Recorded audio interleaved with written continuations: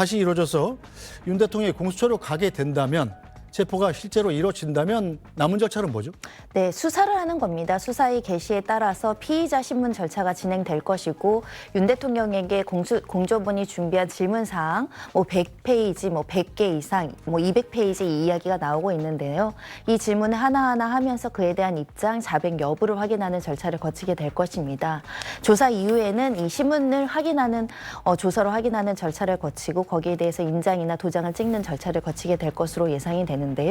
다만 이렇게 조사를 한다고 하더라도 구체적인 진술을 할지는 또 의문입니다. 왜냐하면 진술 거부권이라는 헌법상 권리가 있기 때문에 네. 진술을 거부할 가능성도 배제하기 어렵다 이렇게 말씀드릴 수 있고 수사기관에 무한정 시간이 있는 것이 아니라 48시간 이내에는 구속영장 청구 여부를 이제 결정을 해야 됩니다. 네. 현재 상황에서는 구속영장 청구까지 갈 것이 굉장히 좀 명확해지는 사안이기 때문에 수사에 대해서 구체적으로 답변할지 말지와 상관없이 수사기관에서는 구속영장 청구로 가닥을 잡을 것으로 보입니다. 네, 여야간의 입장이 다릅니다만 윤석열 대통령 측 변호인 측은 이 체포영장 자체가 불법이라고 주장하고 있지 않습니까?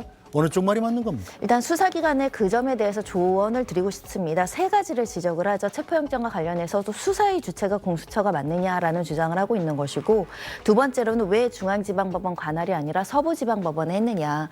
왜 판사가 110조, 111조를 외로 규정할 수 있다라는 부가적인 판단을 했느냐. 이 세 가지인데요. 그렇다고 한다면 이 수사기관이 경찰이 수사가 주체가 돼서 체포영장과 구속영장을 청구해서 서울중앙지방법원으로부터 영장을 발부받는 겁니다. 그럼 위험성에 대한 주장에 대한 부분을 불식시킬 수 있고 이 주장을 아예 제거시킬 수 있다는 점을 말씀드릴 수 있고요. 네. 110조, 111조는 해석상 논란이 있는 여지가 있습니다. 법을 새롭게 해석한다거나 법을 입법했다라는 주장도 있지만 그에 대응해서 이것은 대물적 강제처분, 그러니까 물건을 수색하기 위한 처분이 아니고 대인적 강제처분, 체포를 위해서 장소로 들어가는 출입에 대한 개념으로 수색영장을 했기 때문에 이런 경우에는 110조, 110조를 적용하지 않는 것이 일반 원칙이다를 설시했다라는 주장도 설득력이 있기 때문에 이 점에 대해서는 지금 윤 대통령 측에서는 서울 서부지방법원에 이의 신청을 했고요. 네. 법원에서 지금 재판부 배당해서 판단한다라는 겁니다. 또 아울러서는 헌재 가처분 신청이 들어가 있습니다. 그럼 각하든 기각이든 또는 인용이든 그 내용을 보면 어느 정도 법원의 판단, 심판권자의 판단이 나올 가능성이 있기 때문에 그 이후로는 이 체포든 수사의 적법성의 논란은 조금 더 줄어들지 않을까 그렇게 생각합니다. 네, 어쨌든 체포영장이 발부됐다는 것은 법원도 일단 윤석열 대통령의 혐의를 어느 정도 인정했다는 뜻으로 받아들일 수 있는 것 아니겠습니까? 그렇게 보는 것이 자연스럽습니다. 오늘 또 주요 계엄 지휘군에 대해서 구속영장, 구속기소가 이루어졌고 상당한 증거와 주요 공범들이 한치의 오차도 없이 모두 다 구속기소되고 있고 이 군 인력들이 하극상을 한 게 아니라면 모두 군 통수권자인 윤 대통령의 지시 하에 움직였다라고 보는 것이 자연스럽기 때문에 지금 내란죄 성립 가능성이 매우 높은 상황에서 체포로서 수사를 해야 되느냐 마느냐의 논란은 어떻게 보면 본질적이거나 중요한 절차 부분은 아닐 것입니다. 네. 그런 측면에서는 현재 법원에선 수사의 필요성이 있기 때문에 체포영장을 발부했고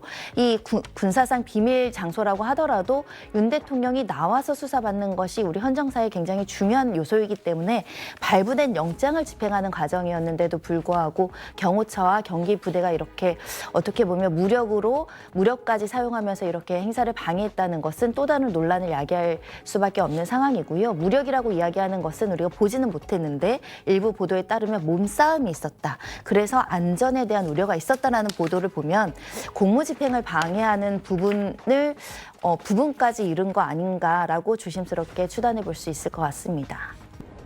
윤석열 대통령에 대한 조사는 사건 주인 검사인 고위공직자범죄수사처의 차정현 부장검사와 이대한 부장검사가 담당할 것으로 알려졌습니다. 공수처는 지난달 18일 윤 대통령에게 첫 번째 출석 요구를 한 만큼 이미 2주 전부터 윤 대통령에 대한 신문 내용을 정리해둔 상태입니다. 질문지는 모두 100쪽이 넘는 걸로 알려졌는데 공수처는 윤 대통령이 비상계엄 선포에 대해 내란이 아닌 통치 행위였다고 주장하고 있는 만큼 윤 대통령의 이런 주장을 뒤집고 윤 대통령이 직권을 남용해 국헌문란 목적에 폭동을 일으킨 것 아니냐는 점을 집중적으로 추궁할 방침입니다. 또 지난달 27일 검찰이 김용현 전 국방부 장관을 기소하면서 김 전 장관의 피의자 신문조서를 포함한 각종 수사 자료를 공수처에 넘겨준 만큼 공수처는 검찰 수사 내용을 토대로 윤 대통령에 대한 신문 내용을 보충한 걸로 파악됐습니다. 공수처는 윤 대통령을 상대로 김 전 장관을 포함해 윤 대통령의 지시를 받았다고 진술한 이진우 수방사령관과 곽종근 특정사령관 등의 조사 내용과 이를 뒷받침할 증거들도 함께 제시할 걸로 보입니다. 하지만 윤 대통령 측이 공수처에 내란죄 수사 권한이 없고 수사기관이 아닌 헌법재판소에 먼저 입장을 밝히겠다고 주장한 만큼 진술 거부권을 행사할 가능성도 배제할 수 없습니다. SBS 이성훈입니다. 만약에 오늘 영장 집행에 실패를 하게 된다면 그 이후는 어떻게 될까요? 영장 집행에 실패를 하게 된다. 그러니까 한마디로 체포를 오늘 못하게 된다 네. 그러면 여러 가지 가능성이 있습니다. 통상적인 사건의 경우에는 영장의 유효기간이, 체포영장의 유효기간이 6일까지이기 때문에 6일까지 계속해서 체포 시도를 할 수 있는데 근데 오늘 이렇게 거의 뭐 경찰까지 합쳐서 150명이 투입된 인력 대대적으로 투입했고 경호처와 이렇게 오랜 시간 대치를 이어가고 있는데 과연 이런 상황에서 만약 오늘 성공하지 못한다면 뭐 내일이나 모레 6일까지 과연 성공을 계속 할 수 있을 것이냐, 현실적 가능성이 있을 것이냐라는 의문이 제기될 수 있고요. 어쨌든 만약에 6일까지도 성공을 못하게 된다면 그러면은 체포영장을 다시 청구해서 다시 체포를 시도하거나 아니면 아예 체포영장 집행을 통해서 조사를 하지 않고, 그러니까 조사 없이 구속영장을 바로 청구하는 시나리오, 두 가지 시나리오 정도가 가능할 걸로 보입니다. 조사 없이 구속영장을 청구하는 경우에 대해서도 좀 자세히 듣고 싶은데요. 그 부분은 이제 검사 출신의 우리 곽 교수님이 더 정확히 설명해 주실 네. 수 있을 것 같습니다. 그러니까 조사 없이 구속영장을 청구하거나 기소하는 경우는 그렇게 많지는 않습니다. 근데 이제 사실상 그 조사가 의미가 없는 경우일 경우가 많을 텐데요. 그러니까 조사가 의미가 없는 경우라면은 이미 증거가 다 확보되어 있어서 이 사람에 대한 신병 확보만이 오로지 목적인 경우, 그런 경우가 일 거겠죠. 예, 근데 이제 그리고 내지는 아니면 이제 사실상 조사가 필요하지만 어느 정도 증거는 확보돼 있고 조사가 필요하지만 이제 그 조사가 사실상 불가능한 경우, 그러니까 상대방이 조사에 응하지 않아서 사실상 조사에도 의미가 없다고 판단되는 그런 경우일 거라고 생각이 들고요. 근데 이제 지금 본건으로 돌아와서 보면 지금 윤 대통령에 대한 혐의가 내란 혐의로 지금 받고 있고 그리고 우두머리로 지금 그 혐의를 받고 있는 상황에서 네. 지금 다른 중요 임무 종사자들이라든지 이런 공범들에 대한 수사가 어느 정도 이루어지고 기소가 되고 이런 상황에서 이 사건의 실체적 진실을 밝히기 위해서는 결국에는 그 정점에 있는 우두머리라고 혐의를 받는 윤 대통령의 진술도 좀 들어볼 필요가 있는 거기 때문에 아마 조사 없이 구속영장 청구를 하는 건 아마 공수처 입장에서 좀 부담이 좀 되긴 될 겁니다. 근데 이제 만약에 이제 진짜로 이게 사실상 체포가 불가능한 상황이다라고 되면 그때는 이제 조사 없이 뭐 구속영장을 치거나 아니면은 구속 기소 그냥 기소 요구 판단을 할 수도 있을 가능성도 배제할 수는 없을 것 같습니다. 네. 네. 체포영장 집행에 성공을 해서 조사를 받는다고 하더라도 묵비권을 행사할 수도 있는 거잖아요. 모든 질문에 묵비권을 행사한다. 이런 경우라면 어떻게 될까요, 교수님?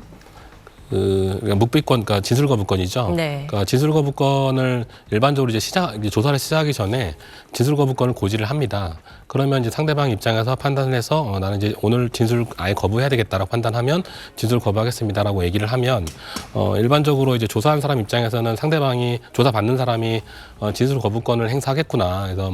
그래서 이제 답변은 다 묵묵부답으로 적으면 되겠구나 이렇게 생각하면 되겠지만, 근데 막상 조사를 하다 보면 그렇게 이제 진술 거부권을 행사하고 실제로 조사를 하다 보면 중간중간에 이제 질문하는 과정에서 그 조사 받는 사람 입장에서도 이제 아무래도 사람이다 보니까 중간중간에 질문에 대해서 가끔씩 답변을 할 때가 있어요. 네. 예, 그러면 이제 그때 이제 또 그 질문을 또 기재하기도 하는데 어쨌든 간에 진술 거부권을 행사한다고 해서 조사 자체가 의미가 없는 것은 아닙니다. 그 자체로 양형 자료로 쓰이기도 하고 그 자체로 또 혐의 사실과 관련된 부분이 될 수도 있는 거거든요. 그래서 그 진술 거부권 행사한다고 해서 조사 자체가 의미가 없다 그렇게 보기는 어렵고요. 나름대로 의미가 있는 조사이다라고 보시면 되겠습니다. 네. 윤 대통령의 변호인인 김홍일, 윤곽근 변호인이 한남동 대통령 관저로 들어갔다는 속보도 들어와 있습니다. 상황에 변화가 생길지 지켜봐야겠습니다.